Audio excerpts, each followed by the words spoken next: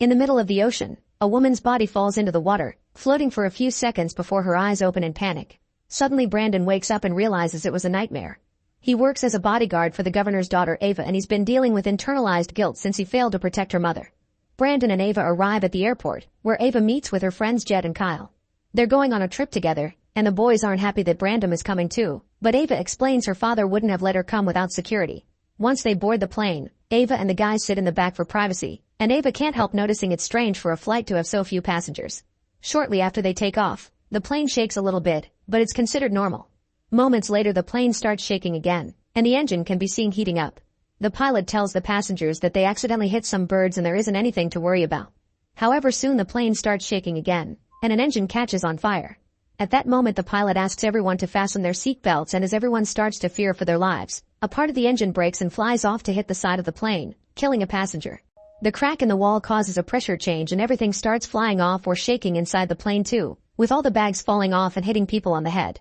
Passengers who didn't fasten their seatbelts are pushed off their seats and thrown across the plane even when they try to hold on to other people's hands. In just a few seconds a wall blows off and creates a huge hole on the side of the plane, causing tons of people to fly away to their deaths. Brandon tries to hold on to a floating man, but the wind is too strong and the guy is blown away as well. Another guy tries to hold on to the seats, however the metal can't hold on for much longer and the few seats fall off with the guy still on them. A flight attendant tries to help a guy who is about to fall, only to end up falling with him.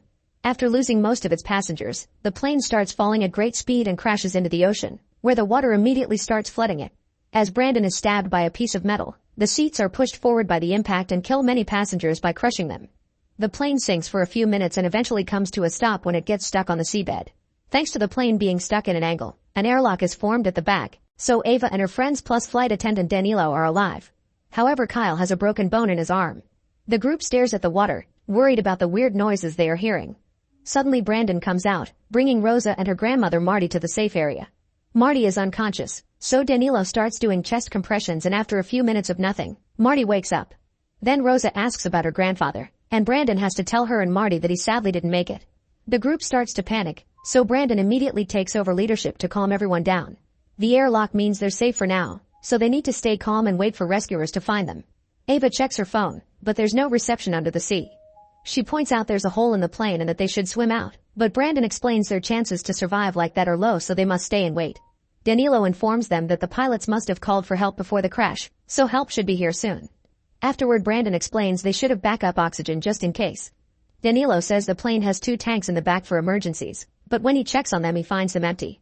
At that moment Marty remembers that one of the passengers had a medical oxygen tank, so Brandon volunteers to jump in to find it. Before he leaves, Marty asks him if to bring her husband's hat. Brandon dives in and swims through the corridor as he checks the passengers who died in their seats.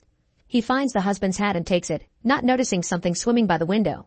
Then he finds the oxygen tank and takes it as well before checking on the hole.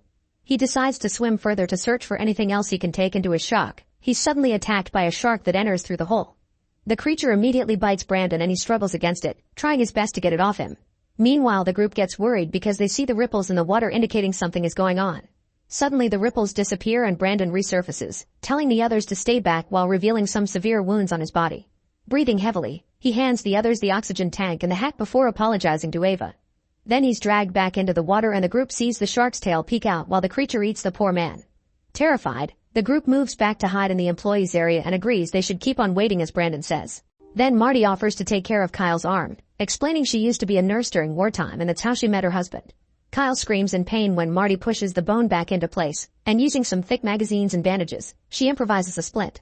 Outside, a helicopter is flying near the area in search of the fallen plane.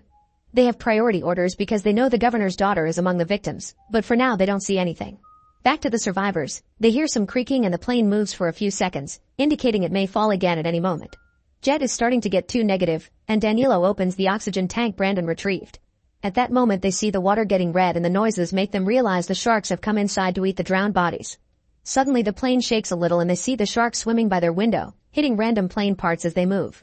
Rosa is getting too scared and Ava tells her not to worry because she's sure they'll be rescued. However, the helicopter still hasn't found anything and doesn't have much fuel left. The group keeps track of the water level and calculates they still have around 3 or 4 hours before the water reaches the back. However, they also keep hearing the metal creaking and notice some water leaking through the ceiling, so they can't be sure if the plane will hold up that long. Suddenly the plane starts falling, sliding down for several minutes and causing a bunch of rocks to fall off until it gets stuck again. Thankfully, the group holds on and nobody gets hurt, but this new angle is causing the water level inside the plane to rise faster. Since the seabed obviously isn't as solid as they thought, the group agrees they have no choice but to swim out of the plane. They'll need to find some way to distract the sharks, and Rosa says she learned at school that sharks don't like bubbles.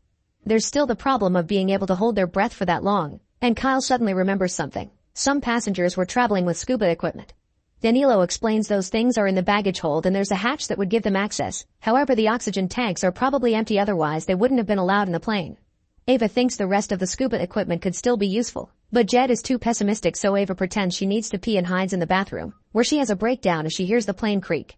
When she comes out, Ava teaches Rosa it's okay to be frightened. Outside, the helicopter only has 15 minutes of fuel left. At that moment they finally find plane parts floating around, so two divers jump into the water to start the search. It doesn't take them long to find the plane, and as soon as they come closer the group starts making gestures at the window. One of the divers swims toward the hole while the other approaches the window to tell the survivors it's all fine now. Suddenly the shark appears behind him and he doesn't notice it, so the group tries to warn him. The diver turns around and finds nothing, but when he looks at the plane again, he's pulled down by the shark and killed. After hearing lots of noises above the plane, the group looks out the window and sees the diver's leg floating away. Remembering the other diver, the survivors check out the corridor, but nobody shows up, so they assume the guy is also dead. Outside, the helicopter is almost run out of fuel, so they have no choice but to leave. At least they have the coordinates and backup is already on its way. Back to the survivors, Ava points out that if the other diver is dead, they could take his oxygen tank. She looks underwater and notices a shadow, but she can't know for sure. Jed tries to get a closer look by standing on the seats, only to slip and fall into the water.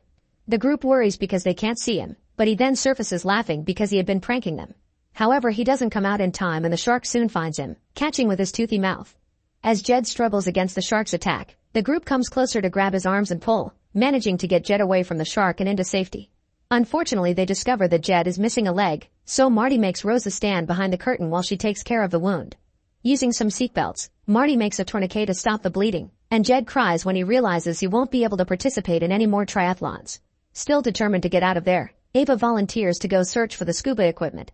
Danilo opens the hatch and they discover the baggage hold is also flooded, but Ava dives in anyway. With a flare, she looks around the area, unaware that something else is swimming behind the bags. Eventually she finds the scuba equipment, only to suddenly be startled by an octopus at the same time the flare goes out. The others begin getting worried when they see no more light, but thankfully soon Ava returns with the equipment. The group opens the bags to find diving suits and masks, but there are only 4. At that moment they hear something hitting the plane and rush to check the window, but no diver is around, so it must have been a shark. By the time they turn around again, Jed is already dead. A desperate Ava tries to do chest compressions, but Marty pulls her back, making her see the truth. Suddenly the plane slides down again, but this time it stops quickly because the cockpit breaks and acts as an anchor. Water is rising faster, so they need to get out fast. Remembering Rose's fun fact, they plan to use the small oxygen canisters from the emergency masks to blow bubbles at the sharks.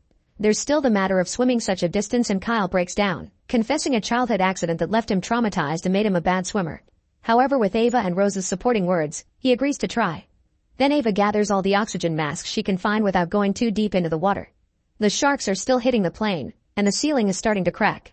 The group starts changing and Marty volunteers to be the one without a suit because at her age, she would only slow everyone down anyway. After saying a final goodbye to Jed, the survivors get in the water, noticing the plane is slowly starting to slide down again. Suddenly the cockpit finishes breaking and falls into the abyss, meaning the plane will fall soon as well. Marty asks Ava to go first and take Rosa with her. The girls start swimming through the corridor only to find it blocked by a shark, so they immediately open an oxygen canister to scare it away. Once the way is cleared, they keep on moving, and soon Kyle and Danilo also join them. Marty watches the young people go as the water rises inside the plane and knows she won't be able to make it, so she stays back and waits to be reunited with her husband. At that moment Kyle panics and swims back to put his head out in the small pocket of air left. Danilo tries going back for him, but suddenly a shark comes out of the baggage hold and attacks Kyle, eating him in seconds.